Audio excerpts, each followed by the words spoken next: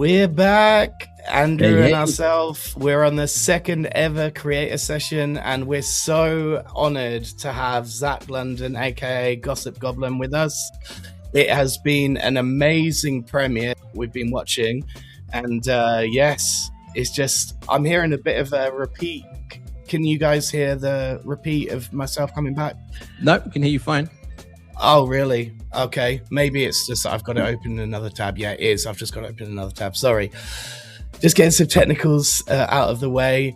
Welcome to any newcomers from Zach's channel. We're also broadcasting to Gossip Goblin's channel. Thank you so much for having us. And yeah, so we've got a mixture of different people going on in the chat that's being brought into StreamYard, where we're broadcasting from. I can see our channels, I can see LinkedIn channels, I can see other YouTubes going on. This is awesome. Oh my God, Pomegranate premiered 2 hours ago, guys, and we're going to be watching 3 parts of it in this Q&A session. And Andrew, what are your first impressions of it? My God, it's so honored to have him here, right? Blown away. It was, if you haven't seen it in the chat, get ready. If you have seen it, get your questions ready, because we've got the legend here right now. He's going to answer as many questions as he possibly can. So get your questions in. And yeah, at the moment, I just want to watch it again. I've already watched it twice. Yes, I watched it twice as well, back to back. And you were telling us that you were doing a private screening of it in the green room as well, which we're so thankful that you'll join the show after that. Honestly, we really, really appreciate it. Yeah, for sure. Oh man, look at the chat. It's absolutely blowing up. Paul, you're going to have to... Oh, I see the chat. You see the comments on the chat? Yeah, so it's coming in from... I see some X comments coming in. I see YouTube. If you see the little link, that's coming from your YouTube page. And then if you don't see the link, it's coming from our YouTube page. As I said, there's lots of mixing audiences coming here. This is awesome to see, guys. Look at that. A blend of cultures. I'm loving it. So you guys are too cheap to enable my Instagram audience here, but they're feral. They shouldn't be. I don't want them mixing with the fine people of Twitter and YouTube. So it's better that we keep them separate. That's very hilarious. We found out earlier, Andrew, that StreamYard allows guests to have 2 destinations to basically stream to on the package we're currently on. Oh, and really? I think we can unlock further ones. Yeah, so we should have unlocked further. But as always, everyone in the chat, let us know where you're from. We've got people already. We've got Hartlepool, UK. We've got Uruguay. We've got Argentina. We've got Los Angeles.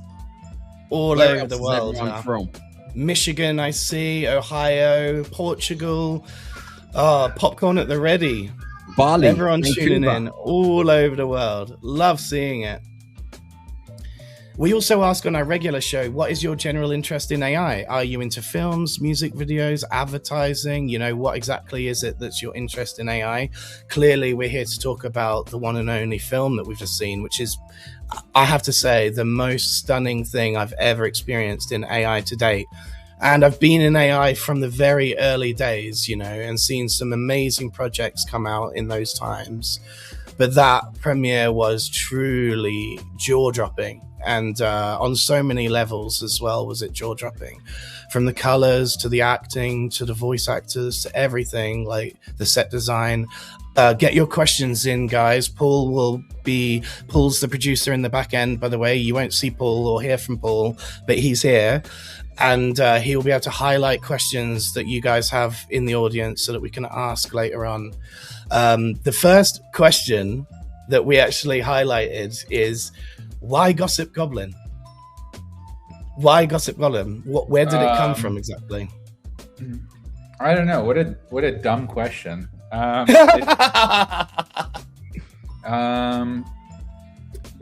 think the honest answer is not that exciting, but I created. So I've been an illustrator my whole life, and I had cool. I've been using the same Instagram handle for like 11, 12 years almost. And I think there was a promotion on Sticker Mule. It's like a website where you buy stickers. It was a great deal. It was just a phenomenal discount. And my handle was Zach London, and I was like, that sucks. I need to like figure out a professional handle. And then I don't know, I just like impulsively tried a couple out, and I was like, Gossip Goblin has a good ring to it. You know, I'm a Goblin fan, and and then once it was printed on stickers, I ordered like 2,000 stickers. It was the price was too good to refuse.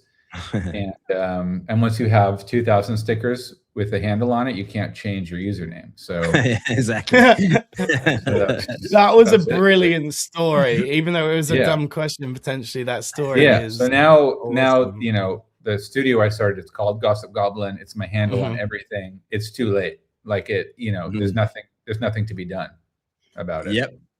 But I've always said, even with the most random names, you can always make anything cool.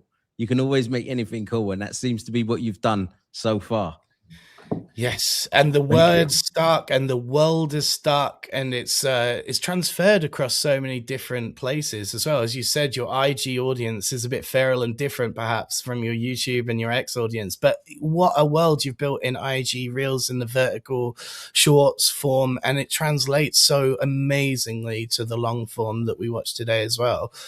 Like, I don't even know what my question is around that, truthfully. It's just a statement about, like, it's so impressive to see how you've done distribution across so many channels. And I don't think many people have managed to crack all those mediums like you have. It's truly impressive. Yeah, thank you. Let's take it back to the beginning, though. How did you get into the whole AI filmmaking? Yeah, I mean, I guess like what I was saying earlier, I was already using social media to kind of push my art and short stories, and you know, like I went to university for art originally, and for sculpture, which is like, it's a very hard hobby to sustain when you're not like in university. I was doing like metal casting and big sculptures. Oh wow. So I kind of fell back on illustration, and it was never like a day job, but it was like what I did outside of work. And so, you know, I was spending a huge amount of free time drawing stuff, and started self-publishing books of like short stories and illustrations, and just did that for, you know, pretty much all of my 20s, and now like halfway into my 30s. And I think I first kind of started playing with AI like 4.5 years ago, when it was really janky. And I mean, it was kind of fun because it was like so weird, but there was so little control over it that it really just felt like this is pure novelty. And then, you know, there was the era of like Shrek memes and Will Smith eating spaghetti, and it was unclear of like, is this going to go anywhere? Is this just going to be this like weird internet oddity? Right. And then I remember playing with some very early Dolly models where you could actually vaguely get what you wanted. And it was like, oh, okay, so maybe this will have a use case one day. And then with I forget which version of Midjourney, but there was a big jump from like just creating fucking psychedelic nonsense to like things that vaguely seemed photorealistic. Yeah. And I thought that was really exciting. And so I think I made a clear choice where like, okay, I already am like an illustrator. Like I was doing art for Magic the Gathering cards.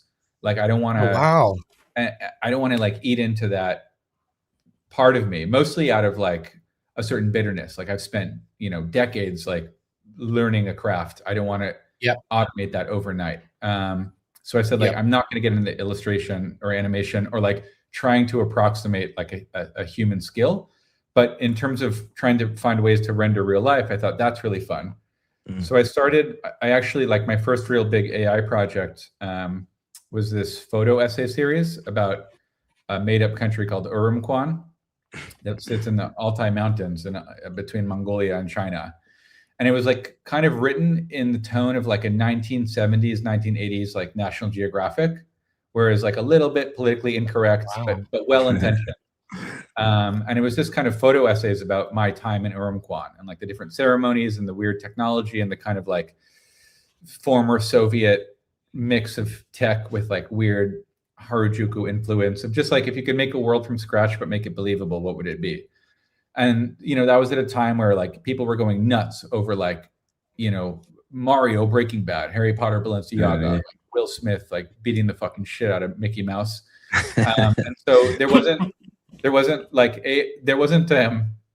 a lot of nuance brought to AI. Not that there is today, but at the time it was so fucking over the top. Yeah. And that's, I mean, understandable. It was like a new technology and people gravitate to like what gets clicks.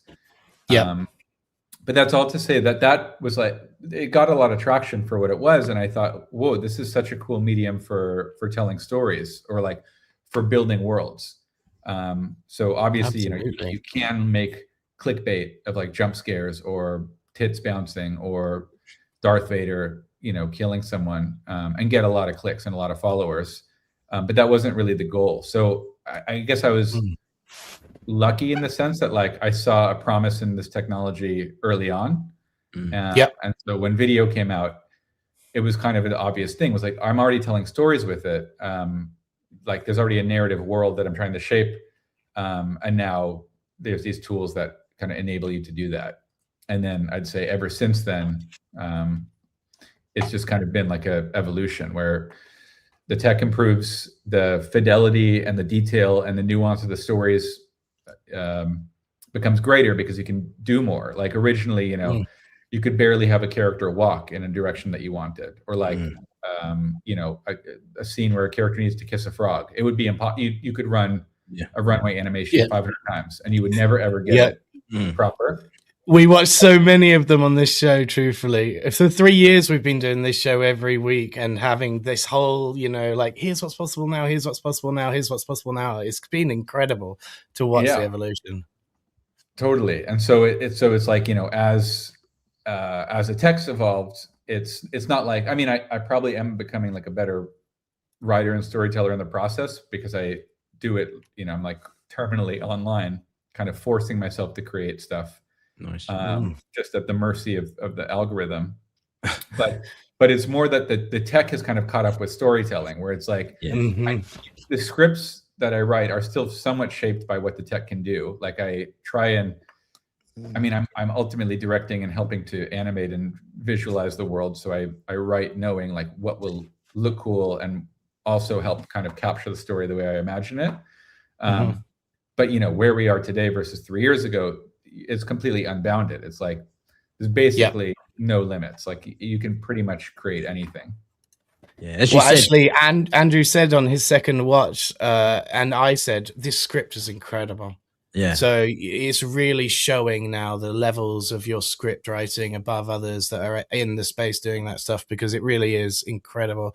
There's lots of questions that we have later on around the script, by the way, about the voice actors that you used and whether or not you'd sort of had in mind to hire those specific voice actors, or whether or not you'd design the characters first and then sought specific voice actors, which order basically you went around it in Pomegranate.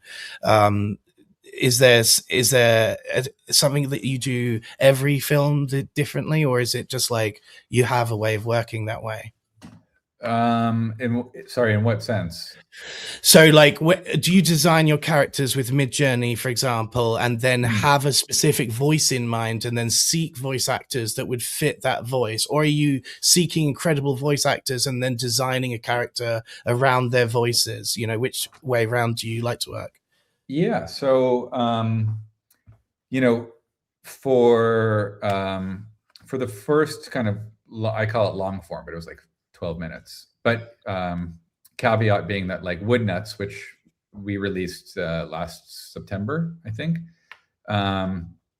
was so much more challenging in a way because of where the technology was. But that was all kind of voiceover narration. There was no lip syncing involved. And like that was, in a way, that was more of like a technical feat than what we do today. Not to diminish Pomegranate, because I think it's phenomenal, but like it was just so much more complicated pre-Nano Banana, with very like, it feels like we put a man on the moon using like Stone Age technology. And I'd like to believe Pomegranate is really kind of the bleeding edge of what you can do with AI. Or I don't want to sound like egomaniac, but I know it is. But Wood Nuts was something else. But that's to say, when we started being able to really convincingly lip sync and drive performances, then it became way more important to get the performance and the polish right. And so that's when I realized, like, I can't just have someone submit a audio clip to me. We have to like go and direct it. And so for Patch Right, the voice of the Patchwright is a DJ in San Francisco that I somehow know from the internet. It's amazing. Gosh Father, shout out to Gosh Father. That's amazing. He's blowing up. He just DJ'd a bunch of World Cup events. Oh, nice. Oh, wow. Yeah, he's a Renaissance man. He used to be an opera singer. That's incredible. So for him, it was like, it has to be him. He has such a good voice, and he has just like a really fun persona. And so it's like the character's script is almost like, how would he say it? And he also like, he goes off script all the time and adds a bit of flourish. Oh, that's really cool. And then in Patchwright, there was this like a small secondary character, the Corpo, at the beginning of the film in Patchwright. And I liked the voice actor for that is just a guy I found here in Sweden, probably the only professional British voice actor in Sweden who happens to be really good. Wow. And then I was like, well, let's center the next film around this character and that voice. Amazing. And let's build out the whole script around this. Like I had an idea of what the story should be, but let's build it on this voice and this character pairing.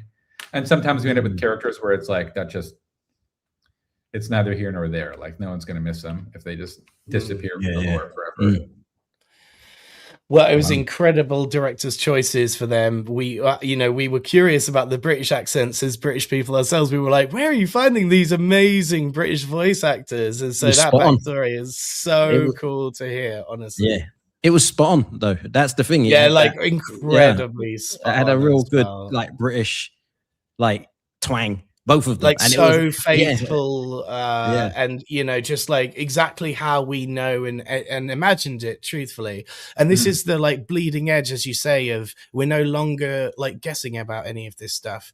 Like, and now people know that they were real human actors. It's like, wow, what an incredible job, and how much they can be involved in AI films like this to really add things to it. And, I noticed you worked with 4 animators and a colorist and like a lot of other people to add to this as well. So, really, that's why it looks so next level as well. I imagine like an incredible team that you've got to do all of this.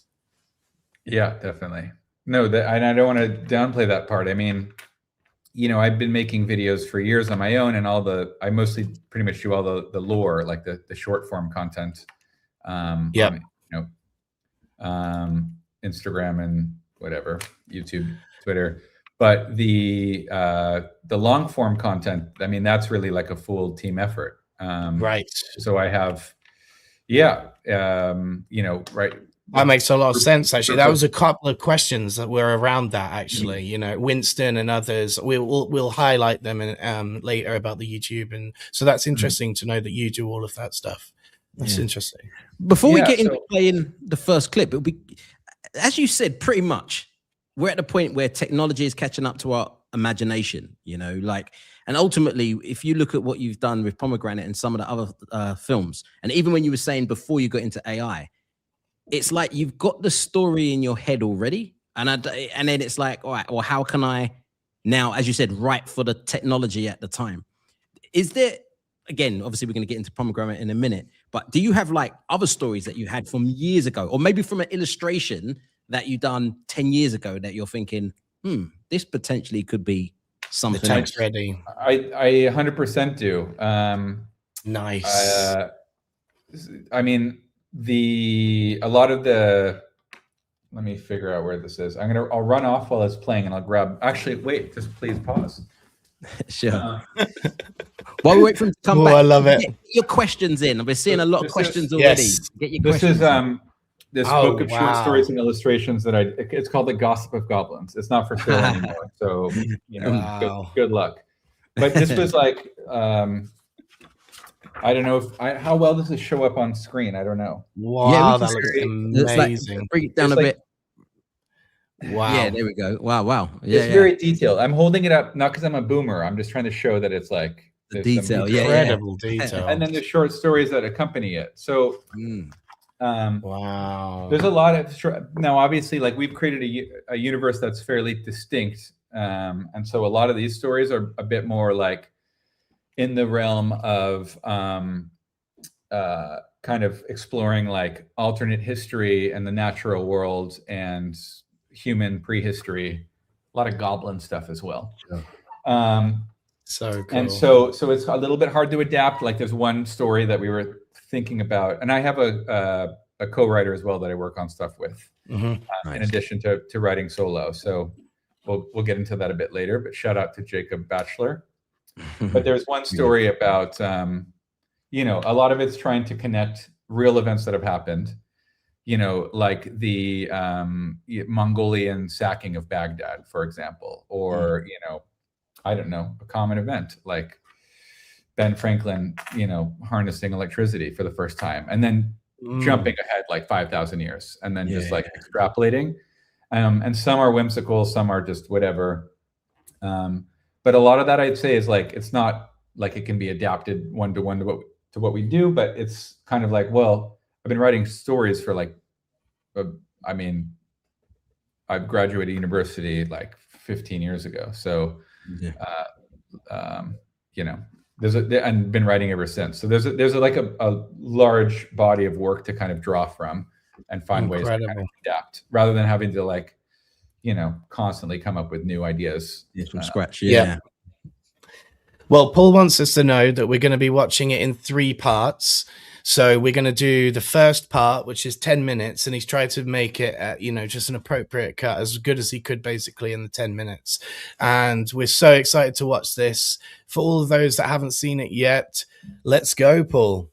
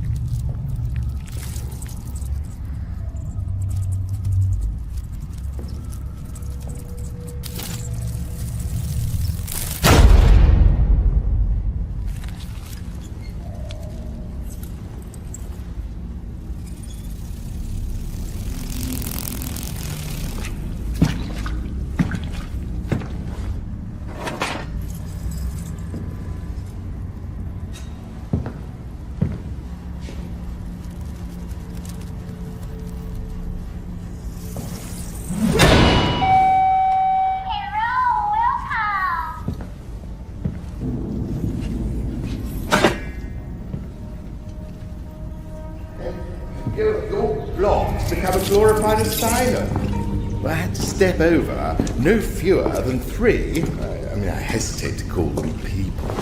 One of whom was trying to gnaw off his own ear. And that alleyway of yours, well, 2 gentlemen, the size of cargo rigs, were engaging in, well, I'm not one to impugn anyone's recreational preferences. It wasn't particularly discreet. You know, for a man whose livelihood depends on a certain caliber of clientele, you run a remarkably unsanitary operation. Hello to you too. Yes. Hello. So, how's things? How am I? Well, 6 hours. 6 hours with Neracor's finest synaptists yapping about wetware installs. Not an original thought between the lot of them. Absolutely nauseating. I'm going to collapse from boredom. I'm telling you now, the tedium is going to finish me off long before the bit rot does. Well, can't have that. Oh, certainly not. It'd be a damn scandal if I expired here. Your shop would be swarming with Neracor's forensics by sunrise. I can't imagine they'd look too charitably upon your, inventory. You'd be surprised. Right. Yes. What have you got for me? The Chrome kids are raving about this new spools from... Sounds wonderful. Thread me in. What?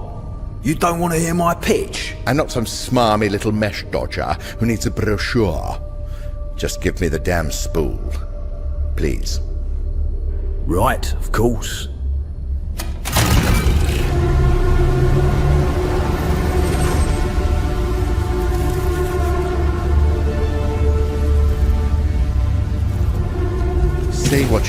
about this place. It's the only appointment I keep where I don't have to pretend.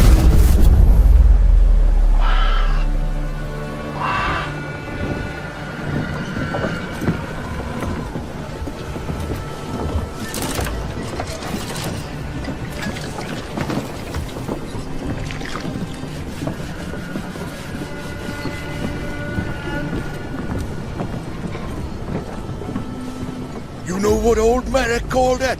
To say it was all in him out the water. Half his legs missing. What?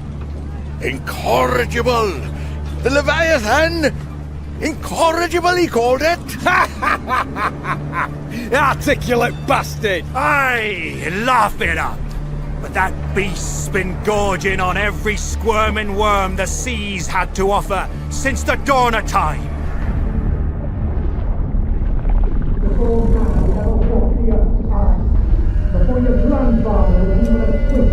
Father's sack, and it still hasn't had its fill. Do you know what drives a thing like that? What, Captain? I wish I knew! But today, we slay that beast! Stab it! Stab it!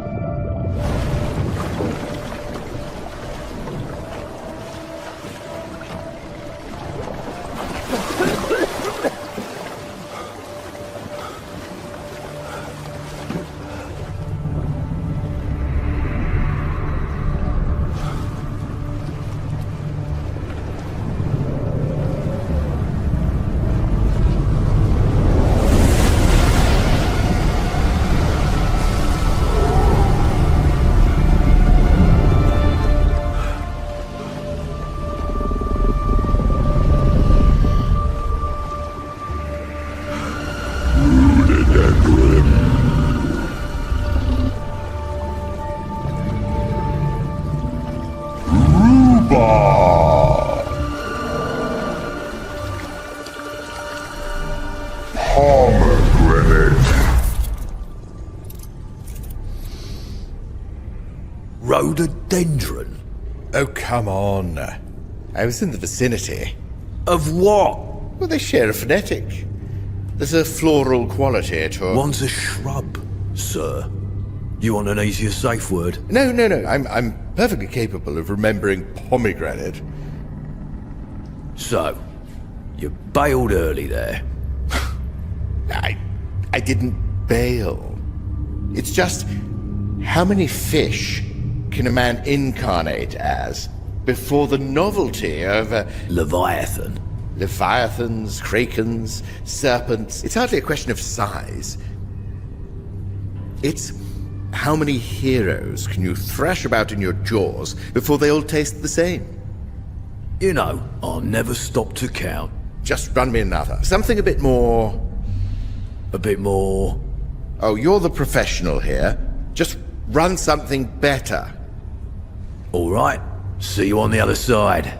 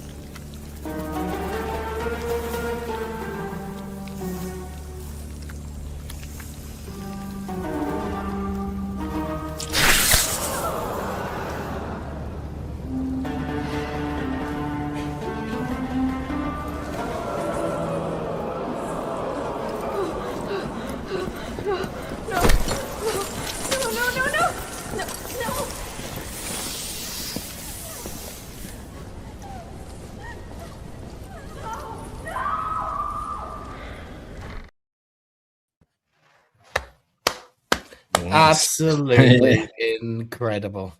Oh my god, I'm so sucked in again. This is the third time of watching it, and I'm just like enjoying new parts of it all over again, from the character design to the sound design. I got goosebumps this time hearing the sound design. Oh man, and the script writing's so good.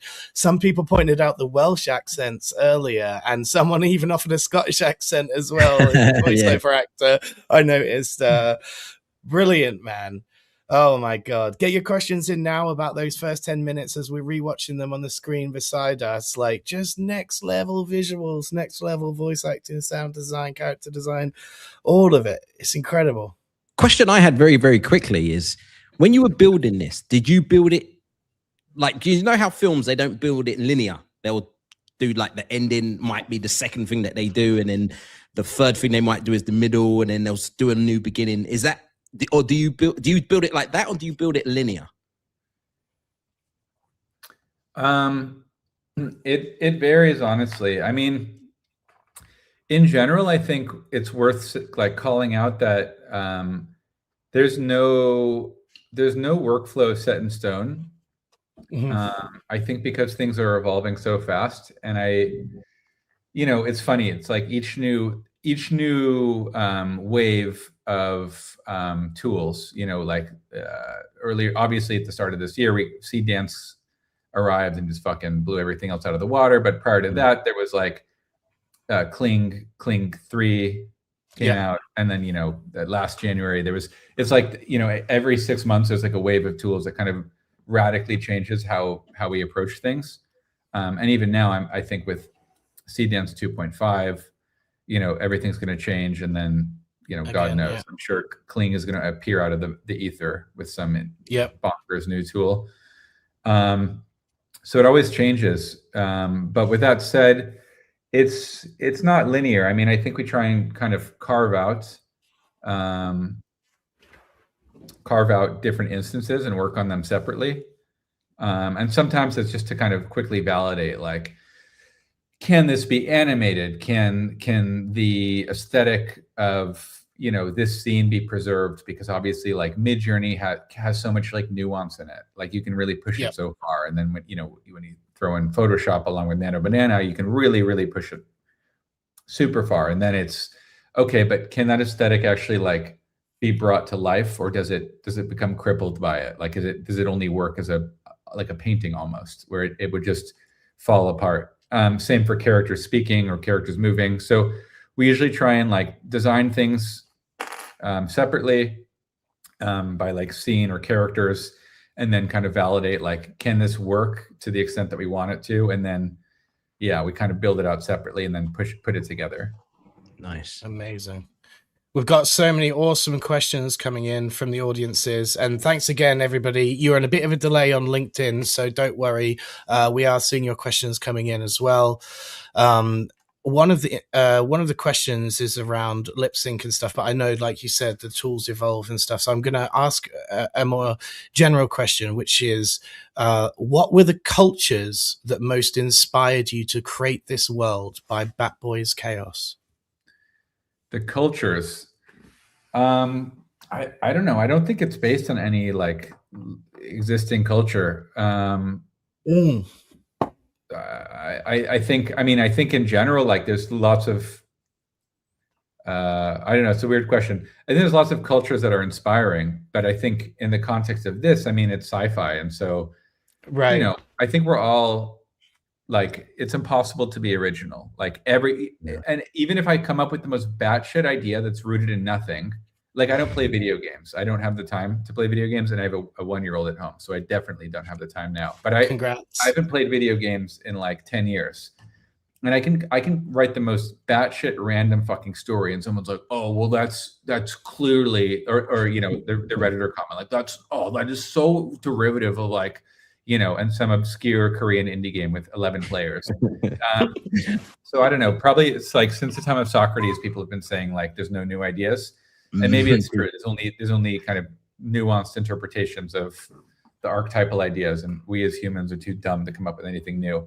So I think that's all to say, like, there's probably lots of like cultural tropes that I pick up on without realizing it. but I try to be original here. I mean, obviously, like in the context of Pomegranate, you know, when we were coming up with the scenes in general, the first scene that we just saw on the ship is very much meant to be like, obviously, like there's some kind of, it's a Moby Dick-esque, but they're on a kind of Chinese like junker ship or South China Sea junker ship with the sails, but you get kind of a steampunk kind of vibe to it too. Like there's Definitely. like weird mechanical stuff on board. It's meant to be, there is no time and place. Again, this is an alternate universe. It's not meant to be referential to like a literal time and place that we live in today. The second one is clearly like, I mean, when I was trying to give the briefs, I was like, Sassanid Empire. So like basically, you know, 600 BC Persia, maybe like a bit of Ottoman influence, like giving the feeling of like, whatever, you know, over the top, exoticized, like what would a harem, you know, at the peak of some kind of empire and the cradle of civilization look like. But obviously it's an alternate world. And so it's not like, of course. we're literally pulling from like, what would, you know, some you know, Persian sultanate be wearing, not literally, but like, let's take inspiration from that. But obviously like the attire is kind of mixed from like just different kind of tapestries that we thought were cool. And obviously costume design was incredible, by the way. Yeah. And the character design and costume design were amazing in this. There's no prompt. I mean, I know it's a meme, but people are like, your prompts, man, must have been so long. And I think it's maybe a misunderstanding that it's like, no, I mean, yeah, the prompts are pretty fucking long. So you're right. But it's not, you can't like, these things can't be described in words to some extent. And I think a lot of it is like the exploration of finding lots of different things. Like I really like this color palette and these textures, but I want it on these characters. But let's actually like now explore like what are the unifying themes that kind of combine all of them. And so there's a lot of manipulation going on. And I think that's important both from an ownership perspective of like, there are a lot of copycats out there, fucking brazen amounts. Not as extreme as Coven the Kids copycats who like literally make his films one to one. And then, but you know, which is a sign that you're doing something right. If people are investing thousands of hours to copy what you do. Right. Very true. But you know, I think the character design and the environment design and like, all of those things, it's worth spending the time to really try and kind of collage your own worlds together. It's not a single prompt or cultural reference of like, show me a beautiful Babylonian princess. Like, Sure. I'm not asking Jarvis to make that. It's so much more of a collage, like you said, because the text evolved to let us be a collage. And can you imagine Sea Dance 2.5 with 50 reference images and 30 seconds of output and multi-shot? And it's really going to change a lot. And as you say, I think your worlds will adapt really well into that new level of tech, and it will stand even further above with all of that driving it, and your level of directorship and all of that is fantastic.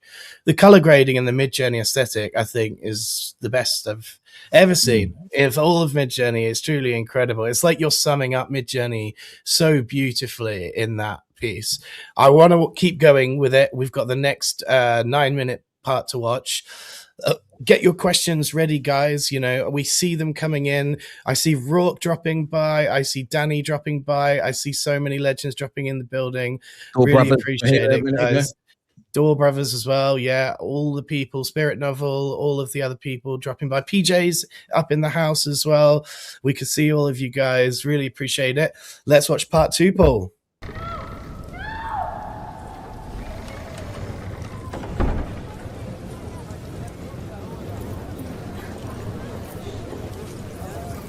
You ready?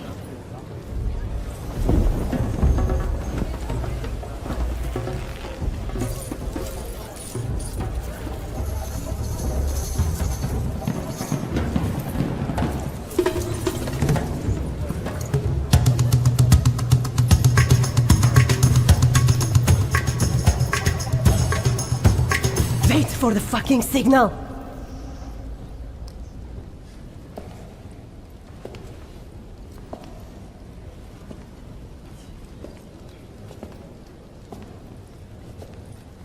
Beloved acolytes of the eternal flame,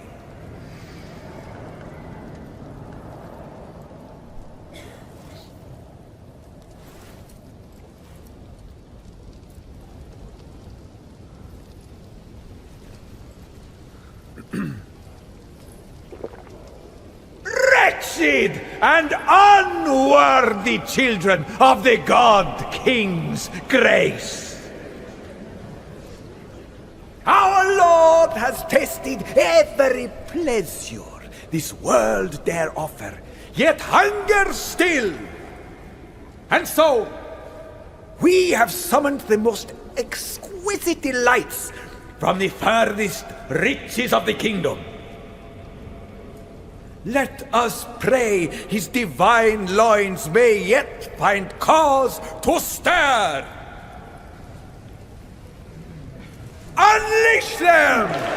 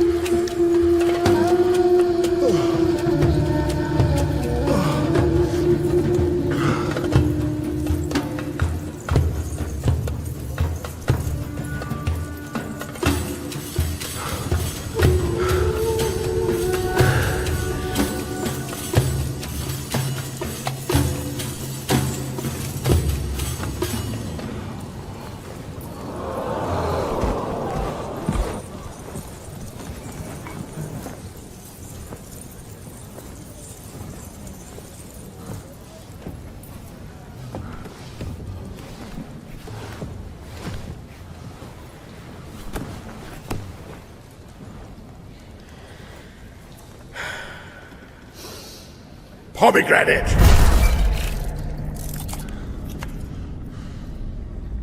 That bad, eh?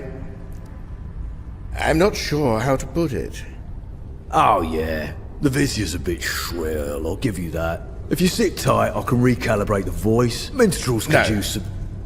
Look, his voice was perfectly... It's not the voice, okay? The spool was fine. Tuned to my predilections, even. Remarkably, exotic. The parts were there. The music, the wine. But the sum of it, nothing. Just static. Let's have another go. Something else. Anything you in the mood for?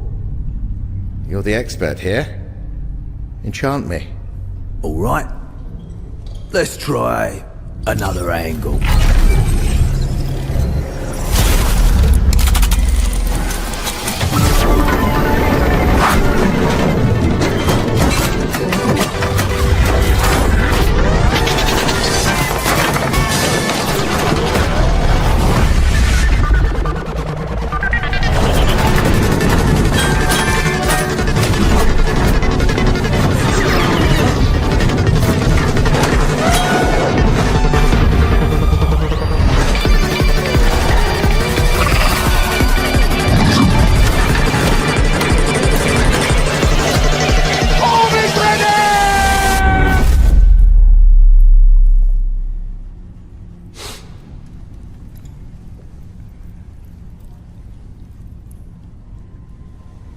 Want to talk about it?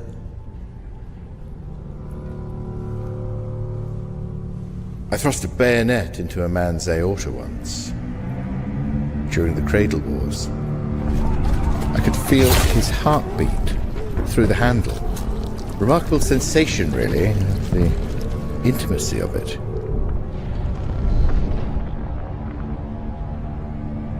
Then I played the other side.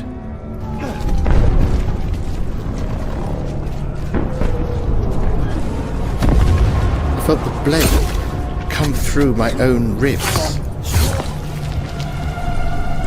I felt my lungs fill with something cold and foreign. And then, just black.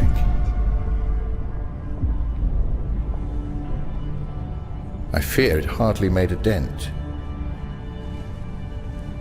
First thing I did upon waking was drop into a cat sim. I've loved women in these spools. Spent whole lives with them. Cherished them. Sired children. Built homes. Cottages. Farmsteads. All the quaint simulacras of the good life. You know how these sims are. And there must have been real love in there, surely. But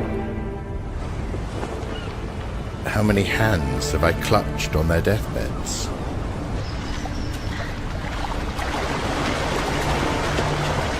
How many eyes have I gazed into, swearing my devotion?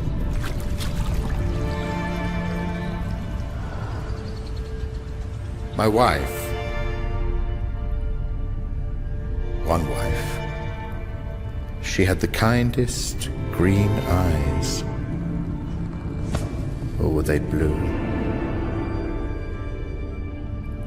I can't recall her name. Any of them, really. I watched each cinder burn to the ground. Saw the last grove felled no river. Complete desolation. My God, it's just so epic, Andrew, isn't it? Watching it a third time, like I said, I'm picking up on all of those things that first time around, I just appreciated it for a story. And then the second time, the script writing just stood out a mile. And the third time, the audio is coming through so much more. And I've now got questions around that. I'll get your questions in about that section that we've just watched. Mine really are around the audio. Like, it just works so well. Did you have a hand in any of the audio design, Zach? Or were you like helped with that, or did the music composition and stuff? Yeah, I mean, I very involved. So that's awesome. We cycled through quite a few different musicians to score this film. So that was I'm so glad I asked. It took an incredibly long time to kind of get it right, where we were happy with it. And then obviously the SFX, we have a Foley artist that we use to kind of heighten that, because I think, you know, it goes without saying, like, sound. I mean, I can say, like, before I was making this stuff, like, I think I just took sound design for granted, but it's such an incredibly important part of the process. And Seed Dance obviously is very good at SFX, but you know, it's not the real thing. And I think that's, you know, absolutely worth it to kind of elevate it. And then obviously the musical score itself is really critical. And obviously, you know, I think people ask a lot, like, the voice actor thing, obviously, like, there's no budging on that. I just think, like, for instance, Seed audio is pretty good. ElevenLabs fucking sucks. I'm going to go out and say it. ElevenLabs, your guys' product is terrible. But I think AI voice actors, it still has a long way to go. And I think I think that I don't see myself ever pivoting to using AI for voice actors for long form stuff like this. It's good for quick, short form lore, shit people are going to consume on the toilet while, scrolling Instagram. But I think in general, I think voice actors bring so much to the table and so many surprises. Amazing, I'm not an Anglophile. You might be surprised to hear I can name, couple provinces, couple cities in England, and that's the extent of it. So, but pulling in a voice actor and being like, okay, for these sailors, I want like a gruff, kind of like illiterate, a guy missing some teeth on a boat. Like, what is that? And I could probably prompt Seed to give me something like that, and it would pull from effectively the lowest common denominator. You'd get this kind of rounded out, kind of blunted accent that would be hypergeneric. And guess what? The whole world's pulling from those accents. Exactly. So, you can go and watch any film, but ultimately it's like all of these accents sound so familiar. Like we're all kind of using the same casting agency. So I think as a differentiator, they bring a lot. And then also is like, I can't prompt for this because I don't think the AI even knows what this is. Like these particular accents are like the voice actor who plays the kind of Patchwright mechanic here. He was channeling the dad of one of his friends. He grew up in Lincoln. Okay, yeah. And channeling one of his friends' dad, who like used to buy them alcohol when they were super underage, and that was like the voice inspiration. And that's what you get when you use a voice actor. And I think for musicians, it's the same thing. We're like, every so often you can get decent stuff, but that's just music. That's like. A score is so different than just plugging a random song over footage. Like a score actually elevates or embellishes or helps to kind of steer the film, and it's really tailored to what you have on screen. And I think AI has a very, very long way to go until it can really understand what it's seeing and what the emotions you're trying to communicate are, or what like the subtext is, or like what is the recurring motif, what are the orchestral swells that recur throughout, or even these like little recurring sounds that subtly allude to what's to come. Like AI is not going to pick up on that. It's going to now Suno basically gives you fucking Melody Festival, Eurotrack, like Eurovision, like happy hardcore beats basically, right? So I think it's kind of, for now, AI is nowhere close to what humans can do when it comes to sound, and I have a hard time imagining couldn't agree more. It'll get there. And I think audio is just, I have a bad ear in general. Like I don't have like a good sense of sound. I know what I like, but I think that it's even harder for an AI to pick up on that nuance. So it's going to be a while until we automate. Well, honestly, I think the people that you hired, the Foley artists, the musicians, and the blender of it all, the mix down was incredible. And yeah, you're right. Like the sound effects that you get, maybe they'll be out of Seedance 2.5 better, but even using a Foley artist, as you say, they're unique, to you. You're not going to get the average of the best sound effects, or the average of the best acting voice, or the average of the best this, or any average. You're going to have a unique thing as well. There's loads of questions that Paul's been starring. One question that I'll quickly jump in now, just because we're talking about its impact on Hollywood. And somebody asked, when do you think AI will pretty much take over Hollywood? I don't know. I'm not really concerned about that. I guess it's a touchy subject. I have to be cognizant of the fact that this is an industry that existed before. But if we took AI out of the equation, I think there was a study not that long ago, which was like, in the amount of content we consume, how much of it is basically scripted or original content, something from a streamer or a studio, versus, a get ready with me video or an unboxing video, or some fucking lunatic eating KFC popcorn in his car. Like I just watched like a 15-minute unboxing of that. And I'm like, it was phenomenal. It was riveting from start to finish. He weighed 3 different boxes to make sure that like the portion control is good. And then he had like a system to like evaluate it. So like, okay, like what is just like the human experience challenge to Hollywood? Like it's just the fact that like if anyone can create content what is the value in original content? And I would like to believe that there is value, that a team of people spending months or weeks or years on something has more merit to it. Minute for minute, those minutes are more valuable than some girl dancing in front of the mirror. Not to be like chauvinistic, but just or some dude showing us his fucking parkour in his backyard, or some guys live streaming gameplay and just commenting as he fucking speedruns Mario or something. So I think AI is just one other thing, which is like, hey, look, in addition to the absolute tsunami of content coming online, AI is now going to start to eat into that cavity of like high-end content. It's also going to flood the market with low-end content, as we know. That's why it's called AI slop. And that's why I think for me and many other creators, it's an uphill battle, because the narrative around AI is very much shaped by the torrent, like the fucking tsunami of just dog shit that comes online every second. And so, I mean, eating into Hollywood is not like my goal. I think I really don't like how combative a lot of Twitter and Instagram is about, like, I think the whole Higgsfield's narrative of like this $200 million sci-fi film was made for $4 in a weekend. By a guy in fucking basement in Kazakhstan. I hate that as well, man. A, you're lying. That's not how it was. B, it's also really bad. And like C, there's no reason to frame in that language, because Hollywood is not some monolithic entity. Those are fucking people. A lot of them are really brilliant. It's like, it's a reflection of our culture and where we vote with our dollars. If you're tired of seeing sequels, then stop fucking spending money only watching dog shit, and go and support like good films that don't have the same fucking 4 actors in them. So I think Hollywood is a social construct, and it's like a mass delusion that we actually are propping up by pirating films and then only paying to see this fucking dog shit and perpetuating like nonsense.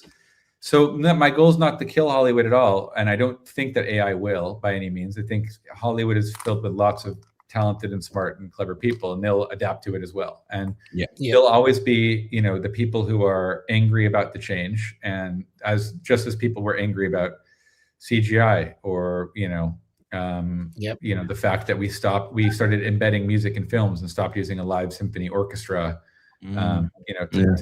and any other kind of technical change is going to be pushback.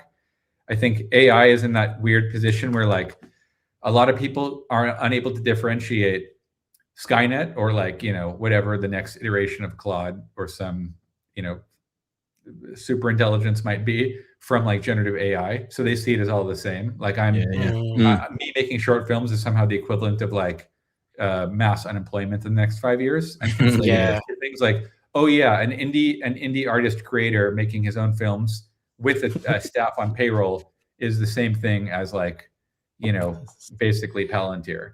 And so I think for those naysayers, like there's no argument. They lack any kind of nuance to approach the subject, and they're in for a really fucking miserable next decade as AI becomes. If you broad brush it, all of that, then you're exactly right. You're just going to be miserable if you think of it that way. You need to see the nuance inside what people are doing. And that's why I've been highlighting so many of the people you've been using as well for this particular project, because there's so many people involved. And it's really, but it's still indie, it's still small, and it's aiming so big. It's incredible how good it is. There's a question here from Alan Scott, which I'm going to open as a question to actually the audience as we watch part 3, which is, who is everyone's favorite character? Alan Scott's is Van, but as we're watching part 3, think about this question and start leaving your comments and any other comments you've got about part 3. Let's watch it, Paul. I've incarnated as warriors, peasants, romantics, damn near every odd creature you could hope to conjure. I've lived them all, across every eon, hundreds of thousands of years of it. But the massacres,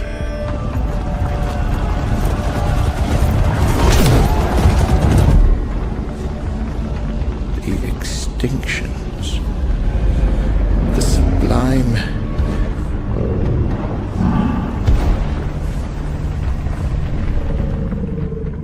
none of it registers.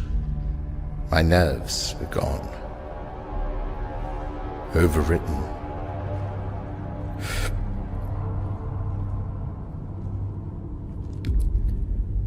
And it's not that I'm... The synaptists insist the bandwidth is there. Virtually limitless, they tell me. With the right augments, the human mind can absorb centuries of experience without degradation. But I think I'm very much qualified to say by now that there's a finite amount of wonder a soul can carry.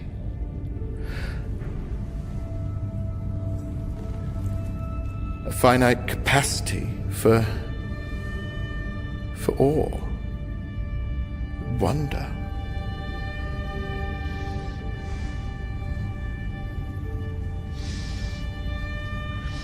And I have most certainly spent it.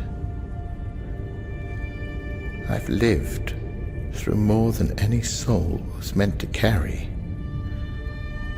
And it has left me empty. Bloated and empty. Which is a rather cruel arithmetic, isn't it?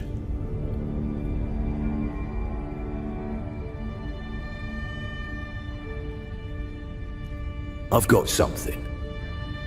Not on the menu. I don't sell this one. You always have something.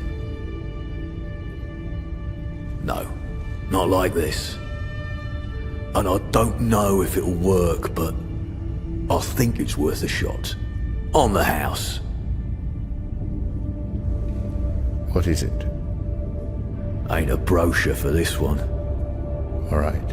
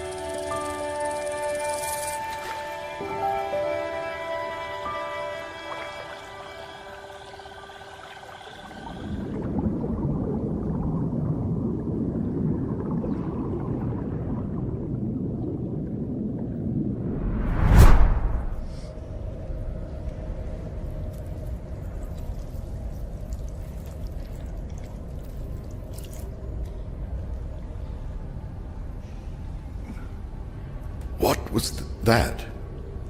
A fly. A whole life. 24 hours, give or take. A fly?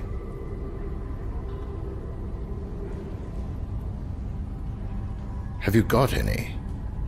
Here, in the shop. Got any what? Flies. Actual flies. It's a grimy workshop, mate. There's all sorts buzzing about. Good. Go and fetch me a transfer rig. Are you sure? Substrate migrations are a lot more permanent than... I know. Pomegranate won't work this time. The rig. Please.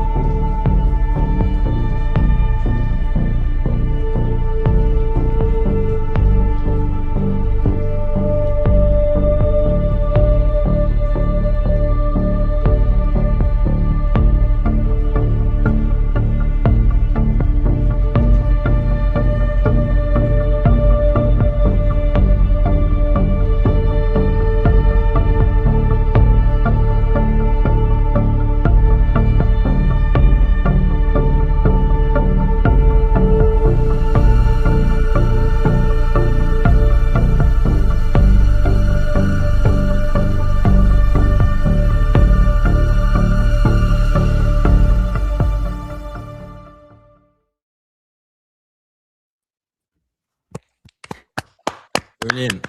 Absolutely incredible.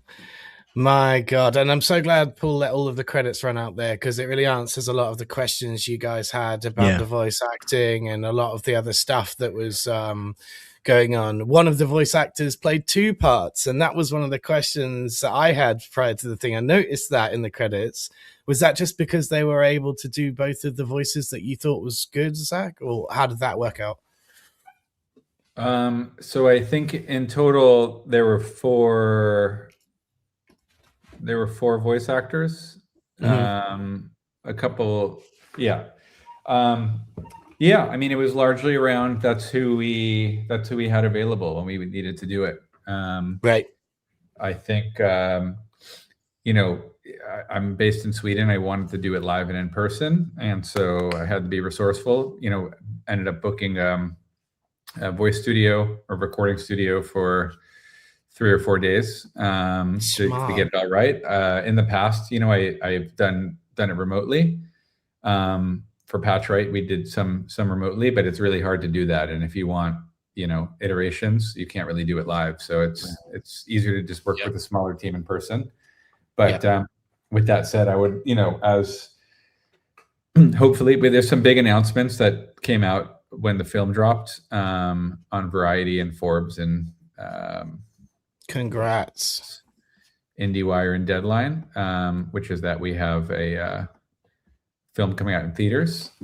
Oh wow, amazing! But we can stick to answering questions for now, and audience can go and read those articles later. But anyways, I think as this, this is still a very indie operation. I'm still hustling and jumping into an Uber with ring lights to drive across town to go record and direct an actor and capture their face and coordinate with the post-production and audio mixing team that I have based in Romania, and then, you know, get back to my animators to quickly do some QAs on the voice. Like, we're doing so many things at once, and I think everyone on the team has to wear so many hats to pull something like this off that I think, yeah, people radically underestimate the complexity of doing something like this. So there's something nice in keeping it lean, but as we scale up, we'll want more voice actors, and who knows, need to fly people in or go to the raggedy parts of the UK to record your finest accents. What I liked about, for me, what really stood out was the script. I thought the script was good. Even little things like the British sayings like, "That's on the house, mate. This one, I'll give it to you on the house." You know, it's understanding that culture. So when it comes to the script itself, is that something that you wrote, or was it something that you worked with others to do? I wrote the script. Oh, that's awesome. You wrote the script. Brilliant. You said that the voice actor does some improv lines as well. Is the British saying something that he improvs to you, or is it something that you've already written to him? I think it's improvisation, both in terms of delivery and then words as well, of just what comes out. You know, like so interesting to do it in there's locally a funny as thing. well. There's a I mean, it's small things where it's like, who cares? But like, he rolls. You know how sometimes, like, when people are like, not to be funny, but they'll say something in kind of a French accent, like very subtly. You know, it's like, oh, does that imply the existence of French people in our world, in this universe? Things of that nature. And then, you know, little stuff here and there where it's words swapped out, or the delivery of certain lines, or yeah. We've got another great question coming in here. The pinball machine world struck me as a particularly challenging world to create. Is that just putting it on there. What steps did you take to get that looking right and the camera movements, etc.? I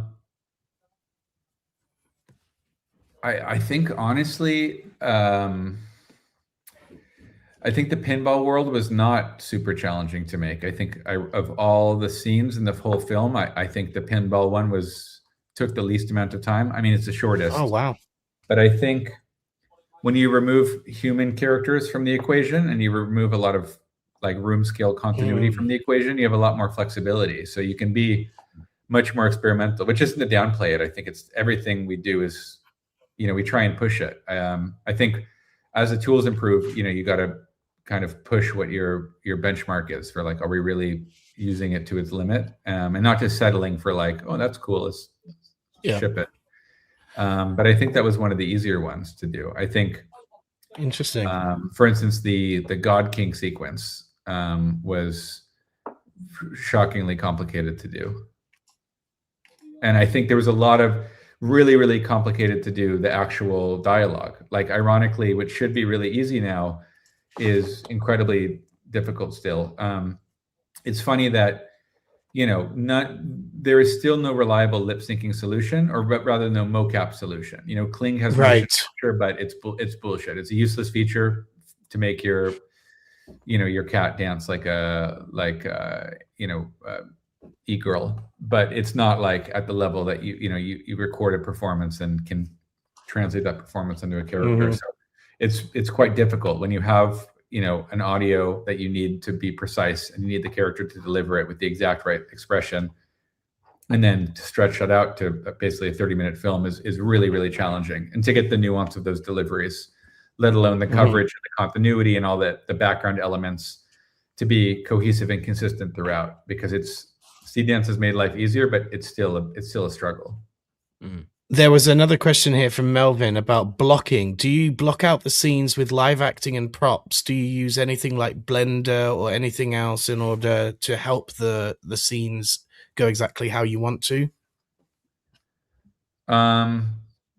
No, we don't have any kind of 3D pipeline. Obviously, like, I've seen crazy workflows that do involve that. I think that some of that is over-engineered.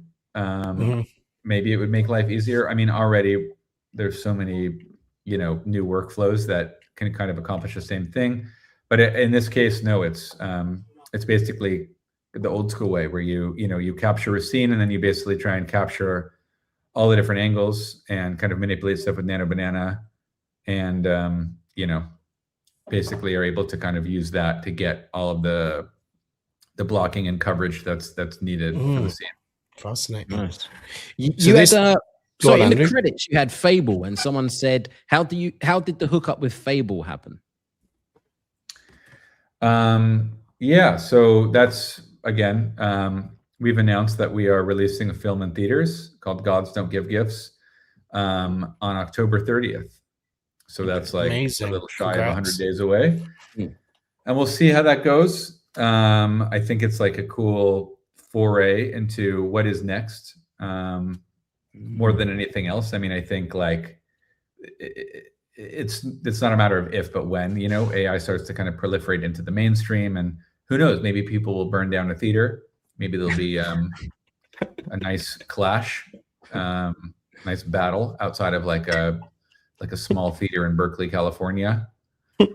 Someone might martyr themselves. I don't know what's going to happen, but we're doing that with Fable, and yeah, so they help produce this and fund the development of this, and we're partnering them on the kind of rollout of this kind of theatrical release, which happy to get. We don't have much time left here, but happy to jump more to in later. But the film is basically an anthology of several of these kind of stories merged together with kind of this overlapping theme, and I think that's going to put kind of a nice the way these films. I hope they work as standalones. Like I hope that like someone who has no fucking clue who I am or what I do can watch Pomegranate and get the gist of it. Yeah. But I think this will be a little bit more self-contained in the sense of like, here is the world, here's the trajectory of the world, and here are these smaller stories nestled inside of it. Nice. That's interesting hearing you say that. And not a question that we've got from the audience, but one that me and Paul have thought about.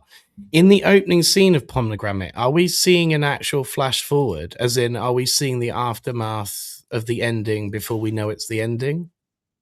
We are seeing, we are kind of seeing, bookends, right? We see him with this kind of weird tear dropping, something leaking out of his face. It's not blood, but some other, some internal mechanism of his is leaking, and more poignant than blood. We've all seen blood, doesn't mean anything. But no, it's more just like, here's a quick speed run of just like a fast cut montage of like, a million lifetimes and experiences of women and demons and ghouls. And, then we get to see his nice little striptease for the God Emperor. That was incredible with the music and the stubbed fingers. A lot of people were like commenting. That had the most comments, that bit. Yeah, definitely had the most comments in that bit. Can't wait to see it. I got a lot of pushback on that one. Did you? People were like, "Are you sure?" I mean, internally and with others of like, how far is too far, and like how, are we really? Is this tonally okay, or are we going overboard? Right. Yeah. I think when you married it all together with all the music and all the colors and all of the, sandwiched in between incredible things going either side, it worked so well. So yeah, glad that you fought for that. And, I think it really sucked people in. As you said, it got the most comments during that part of the film. So definitely. Good to know. TV of Tomorrow says, how many iterations do you typically need to burn through to get the segment you want? I don't know. It varies. I mean, a lot. We have a really, really fantastic post-production team that includes, our editor and sound mixer, and they're able to make things work that I couldn't see. I think I didn't really properly understand or respect how critical editing is, and everyone on the team is capable of editing. When we work on scenes, everyone kind of acts as their own kind of mini director, insofar as they're kind of mini director, editor, everything, of kind of like, here's the task. Here we create storyboards ahead of time to kind of delineate what happens with timestamps and descriptions, and like this character, they wince, and then he lifts his eyelid and he looks over at the vizier who's delivering the speech, and the vizier gulps and looks back at him. But there's a big delta between like, this is what we want, here's the assets we've created, and then here's how we animate it. And like AI it's like jazz in a lot of ways, like in terms of being like very improvisational, and like you can guide it, but it's not really going to give you what you want 100% of the time. And sometimes you have to fucking grab it by the throat and tell it like, listen to me, and boil an ocean. Ungodly amounts of credits. Sometimes you're like, okay, this is not gonna work because for whatever reason, like we could waste weeks trying to do this, or we could kind of go with it and be like, yeah, this is kind of a happy accident. Like we didn't mean for this weird thing to happen, but actually like this lets us be a bit flexible. So, I mean, I like to try and direct it and shape the film I want. Obviously, I have to have certain ideas in mind of like, this is how we execute. But you have to have a certain kind of like flexibility to just kind of go with the flow. And as long as it sounds like, in the jazz metaphor, as long as it's kind of like the overall melody is working, you can allow for like these kind of weird notes that are out of place. As long as you can kind of pull it together. And I think that's where having like an amazing editor to be like, oh, you know what, this is kind of fucking weird, but we can work with this. Like we have the shots. So a lot of time it's like we don't even know when we got it right. It's like, let's get enough shots that we know are good enough quality, and then we can afterwards kind of make sense of what combination really works, and maintains continuity and whatever, to connect this all together. I think it's really fascinating what you just said, because it's something we've been stressing on our show for so long, honestly, is that everyone's got every skill set now. You're all a little director, a little editor. You've all got a piece of the puzzle and understanding of AI, so you can contribute and understand to the flow of everything. Really, that's the thing, is just being, and it was demonized, being a jack of all trades. And I was arguing for a long time, you need to have a base understanding of a lot of stuff, including sound design, including a lot of it, It's just so useful. So when you're working with people like you are now, and being able to hand over things and explain things and get workflows done. And so it explains a lot. And why you don't have to be too technical with it as well, truthfully. And I hope that answered your question, Danny, because Danny's question was, what percentage of your vision is faithfully translated into your generations? So you go with the flow along with it. It makes a lot of sense. It really does. I mean, there's areas... Yeah, for sure. I mean, there's areas obviously where it's like, it has to be this way because this is like a conversation between two people. Like, fine, I can ease up on like where the camera is, but versus a pinball one, which is like the kind of, the idea was the first simulation with the Leviathan is kind of a proxy for like violence, like escapism through violence. And the second one is like through eroticism and sexuality. And the third one is like pure fucking dopamine, injected straight into your brain, like hyper reality.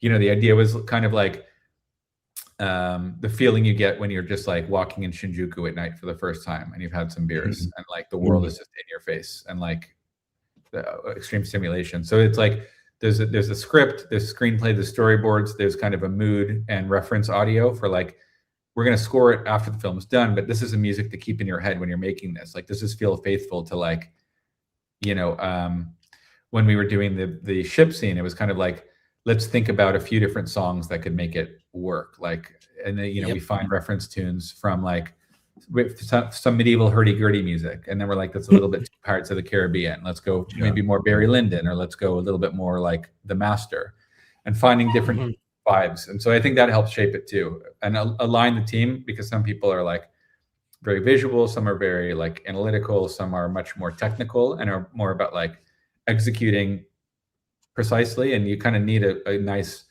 hybrid crew to get it over the finish line and get, a mix of like the kind of candid stuff with the very technical, precise stuff. Makes complete sense. Where do you get your inspiration from? I don't know, honestly.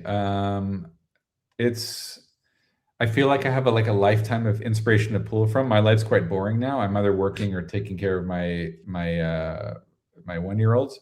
Yeah, we're the same exact person. We've both got very young kids. Paul too. We're all in the young dads club. It's we've all changed drastically since having kids as well. Yeah, so I wish I had more time to like read stuff and watch stuff and like be a member of society and like absorb new stuff. But like in the fucking 4-minute slivers of free time I have, I just doom scroll. You know, I watch the guy ordering the new KFC popcorn chicken at the drive-thru and taking it home and weighing it to make sure that they didn't cheat him. So that's where I get my inspiration from, like just all the bullshit that random lonely men around the world are doing in their free time, and I hope that comes across in your content. Someone asked, "How is taking care of a newborn baby boring?" It's not boring. It's a phenomenal experience. It's enlightening, but it's very difficult. So time consuming. But it is not. But it is inspiring in the sense of like, holy shit, you've created a human, and they're the most important thing in the world to you. But it's not intellectually stimulating, But it's gratifying in other ways. But it's Well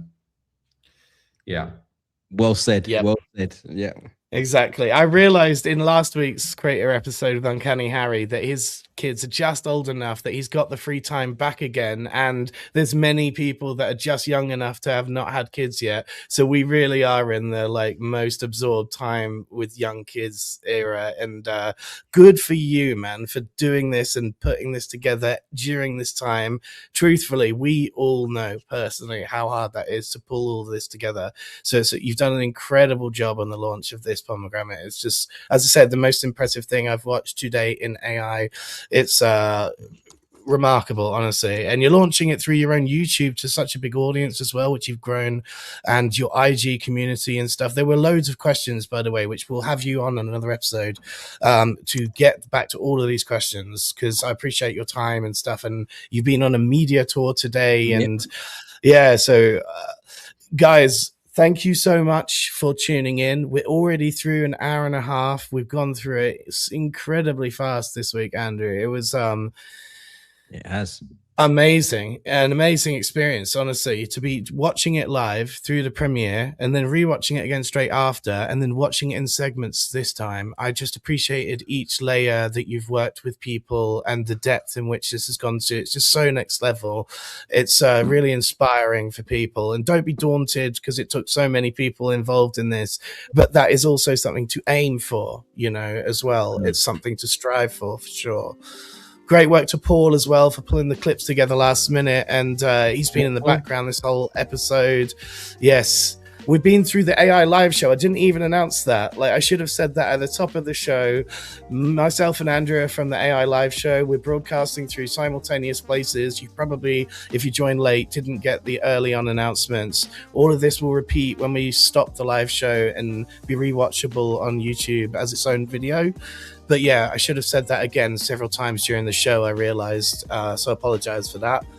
Zach, thank you so much, honestly, for entertaining us. It was incredible to be part of this. And congrats on everything else. You've got a late night, I hear, tonight, right? You're doing more things tonight. Well, just good luck. It's going to be something you can sleep on in a few days and have a whole dream about. Was that a real thing that just happened? Or there's no time to sleep. He's got a new film coming out. He's got just around the corner. So yeah. Incredible. And congrats again on becoming a dad and doing all of this at the same time. It is truly inspiring. We're all in the same club. I see all the legends, by the way. Aaron that I talked to, Afrofutcher, PJ Ace, all of them in the chat. And we really appreciate you guys for tuning in as well. We're going to be live on Monday again with Cav and the Kids, and on the regular show Meta Puppet as well. That so many people, by the way, were commenting in all the various WhatsApp groups. This is so next level, unbelievable stuff. I'll have to round up all of the feedback from all of our various communities. Andrew also has a WhatsApp group for our regular live show, and there's been chats in there about it as well. It's all over the internet today, so you've done an incredible job on that, man. Brilliant. Thank you. Thank you very much, Zach, and thank you everyone in the chat as well for listening, being with us for the last 90 minutes.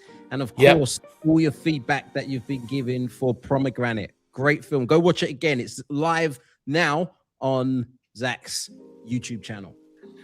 I'm also quite happy that the biggest AI characters in the world right now have British accents, Andrew. What do you think about that, mate? Like, Exactly. come on, put the UK on the map, mate. Let's go.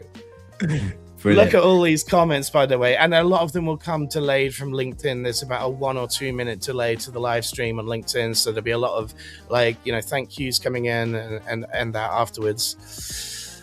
We'll let you go. Thank you again for doing this on such a busy day for you, man. Yeah. Really appreciate it. My pleasure.